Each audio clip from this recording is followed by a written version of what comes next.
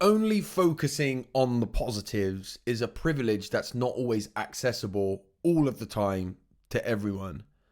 And I see this kind of idea being pushed, right, a lot now in kind of only focusing on the positives in your mental health, focusing on positive mental health. And I think there does need to be a focus in looking at the things that we can do to make ourselves feel well, and that are ultimately going to give us a better shot at feeling better about ourselves and about our emotional well-being. But if we're not careful, we're going to miss out a whole bunch of people here. In my darkest times, in my darkest moments, I did things that were self-defeating. I did things that ultimately, in the long term, were not going to be good for me and my life. But I did them as a result of the ways that I felt. I drank too much. I had fits of rage. A lot of them were to do with the fact that in that moment, I hadn't yet found a better way to soothe my pain. Now, my life is, of course, a lot different today. And I could stand here now in the space that I'm in and just proudly announce that you can overcome everything that you're going through, because look at me now. I was in the pits, I planned to take my own life. I was in that space, but now I do these simple sets of things and my life's a whole lot different. It ain't that simple.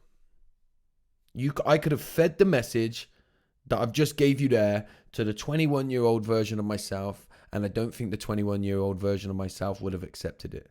Not just by seeing where I'm at now. I think what we need to do is have more of a compassionate approach. More of an approach that allows us to step into other people's darkness and sit for a while, to go and support them there. We say it's okay not to be okay and then jump on everyone telling them all these different ways and things that they need to do in order to make sure that they feel okay. We have to get better at supporting people in that darker space. Because when you're in the darker space, one of your biggest issues, one of your biggest problems, and one of your biggest struggles is your inability to be able to do the things that you need to do in that moment that are going to help and support you and pull you through. This is why I always talk about interdependence. Because even in the life that I live today, I can tell you that I wake up on any given morning and I don't do any of the things that I talk about.